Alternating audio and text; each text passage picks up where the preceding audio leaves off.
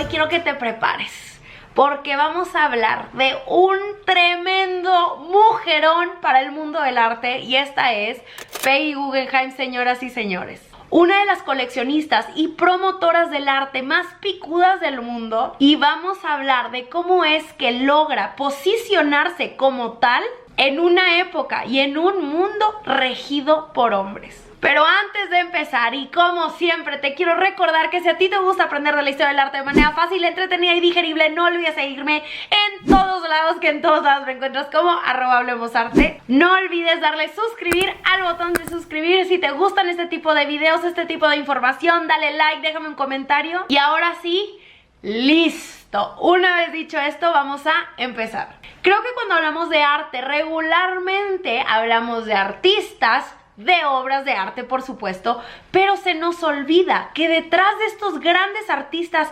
hubo una persona que creyó en ellos, que impulsó su trabajo y que los llevó hasta donde estuvieron. Este fue el trabajo de Peggy Guggenheim, así que hablemos tantito de su vida para entrar en contexto. Peggy nace un 26 de agosto en Nueva York de 1898. Venía de una familia sumamente fresona, porque su papá era un gran empresario y su mamá venía de una familia judía que había emigrado a Estados Unidos y ya tenían mucho tiempo haciendo su vida ahí. Pero oigan, escuchen esto, porque cuando Peggy tenía tan solo 14 años, su papá estuvo dentro del Titanic. Entonces, el papá fallece y le deja a su hija una herencia muy modesta de 2.4 millones de dólares.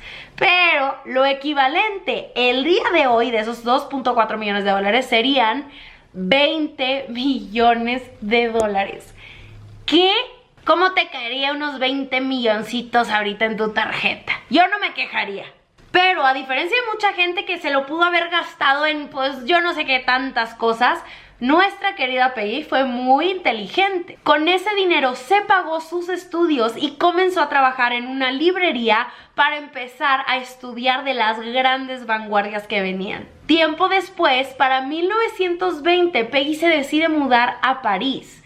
Que a ver, ¿a qué nos suena París 1920? Los Roaring Twenties, por supuesto. Una época llena de excesos, de creatividad, de prosperidad. Un momento de liberación, de mucha fiesta, muchos movimientos artísticos sucediendo. Si viste Midnight in Paris, seguramente ya sabrás de lo que estoy hablando, porque en esa película podemos ver clarísimo todas estas fiestas al que va el personaje principal y quiénes eran los asistentes. Picasso, Modigliani, Hemingway, Fitzgerald y claro que hablando de su grandioso libro The Great Gatsby, que es un clásico también para poder comprender esta época de la que estamos hablando. Así que retomando, Peggy llega a toda esa escena, se vuelve loca y conoce, o más bien se vuelve a topar a su primer esposo, Lawrence Vail, que ya lo había conocido en una librería en Nueva York. Gracias a él, Peggy empieza a conocer toda esta vida bohemia de París que le termina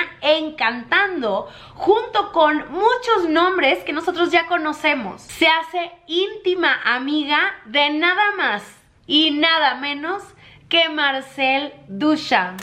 Pero oigan, a ver, para 1920 Marcel Duchamp ya había hecho sus icónicas obras de los ready-mades, o sea, ya se estaba posicionando como uno de los grandes. Así que junto con Marcel, Peggy empieza a conocer a mucha gente, le empieza a enseñar sobre arte. O sea, imagínense tener a Marcel Duchamp de maestro. No, yo me muero. Le empezó a enseñar grandes artistas y trabajos del postimpresionismo, del cubismo, del futurismo y todos estos movimientos que empezaron a surgir como el dadaísmo o el surrealismo. Y si tú ahorita, igual que Peggy, te sientes conmovido e interesado por tantos movimientos dentro del mundo del arte, no olvides que tengo cursos de arte clásico, arte moderno, arte contemporáneo para entender las obras de tus artistas favoritos. Te dejo el link en la descripción. Así que bueno, volviendo al tema, gracias a Duchamp, Peggy conoce a Man Ray. Gracias a él tenemos unas fotos increíbles donde podemos conocer tantito del estilo fashionista que tenía nuestra Peggy. Esta era la mera era de las Flapper Girls, unas mujeres que estaban desafiando todo lo tradicional. Ya no más corsets, el cabello un poco más corto. Fumaban, bebían, conducían. Cosas que no eran bien vistas por la sociedad y por supuesto que nuestra Peggy se unió al tren. Para este momento, Peggy ya había tenido a 2 hijos y claro que se veía como esta familia perfecta. Sin embargo, su esposo empieza a tener unas actitudes agresivas y hay una historia incluso donde Peggy cuenta que la trató de asfixiar. Después de tanto abuso psicológico y físico, decide dejarlo y ahora sí empezar su vida desde cero a sus 40 años con sus 2 hijos y salir adelante como pudo. En 1937, después de todo esto que ya vimos, la madre de Peggy fallece y le deja $450,000 a su cuenta. Pero ya conocemos a Peggy, sabemos que es una mujer inteligente. Decide invertir ese dinero en un nuevo negocio. Ella lo describe así: alguien sugirió que pusiera una galería o una casa editorial y yo pensé que pues una galería sería menos cara. Por supuesto, nunca pensé en las grandes cantidades de dinero que podría llegar a gastar. ¿Y por qué les digo esto? Pues porque agarra este mood, o se pone más bien en este estado de tiburón. Empieza a idear todo un plan para crear una galería exitosísima. Recordemos que años anteriores ya había conocido a Duchamp, que ella lo describe como una de las personas más influyentes de su vida. Y crea un lema que de hecho fue muy influenciado por Duchamp, donde dice: voy a comprar un cuadro al día. Así que poco a poco empieza creando su colección. Me encanta cómo con todo esto que estamos platicando, creo que podemos ver clarísimo la personalidad de Peggy, que era una mujer determinada y llena de pasión y que no iba a parar para nada, no importa qué tan mal le fuera. Sus primeras exposiciones no le iba tan bien, estaba presentando artistas que la gente consideraba muy vanguardistas, que eran muy retadoras. Presenta la obra de John Cocteau, que era este surrealista en Inglaterra, y poco a poco siguió exponiendo artistas en los que ella creía. Escuchen estos nombres: Vasily Kandinsky, Yves Tanguy, Alexander Calder, que por cierto de este último utilizaba una de sus piezas como cabecera en su cama.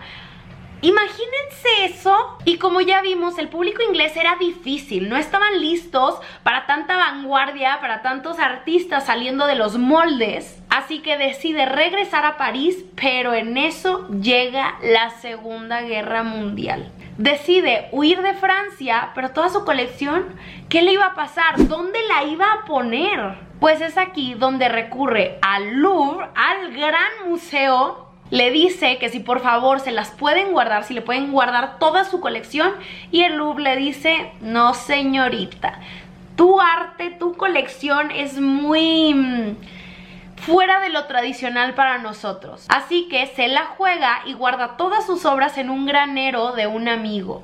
Y entre todo este ir y venir y de no saber dónde quedarse, y entre la guerra y su colección, conoce a este gran personaje que es Max Ernst, un pintor surrealista que había escapado de un campo de concentración. Tienen un amorío increíble y después de todo este caos sucediendo, regresan a Nueva York y una vez establecidos, Peggy abre su galería llamada Galería El Arte de este Siglo, donde tenía las salas divididas por temáticas.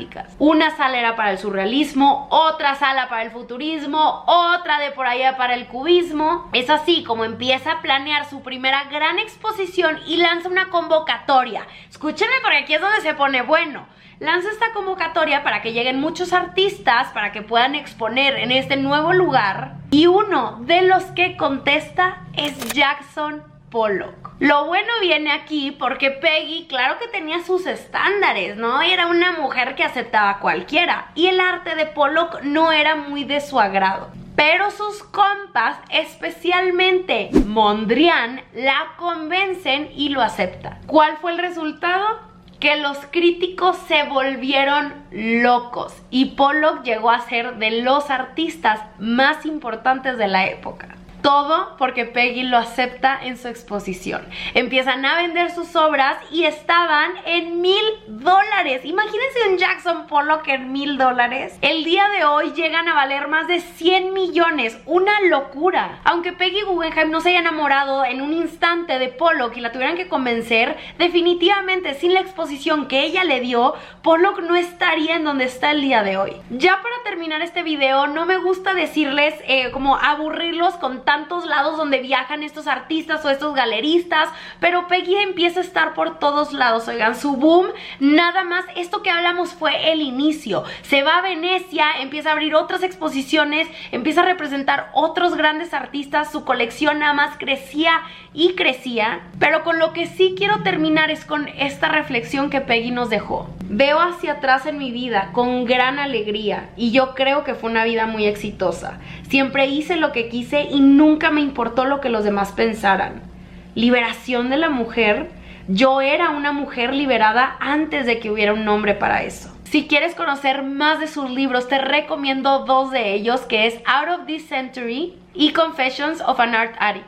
En estos dos nos platica muchísimos de sus mejores y de sus peores momentos, y creo que son estos textos en donde podemos aprender muchísimo más. La colección de Peggy Guggenheim el día de hoy se encuentra en Venecia y la otra parte de su colección pasó a manos de su tío en la fundación de Solomon Guggenheim. Esta mujer personalmente a mí sí me inspira muchísimo y me hace ver que, aunque suene muy cliché, sí me hace sentir que todo es posible. Fue una mujer que en medio del caos, en medio de la guerra, en un mundo reinado por los hombres, ella logró posicionarse como no una de las mejores, sino la mejor.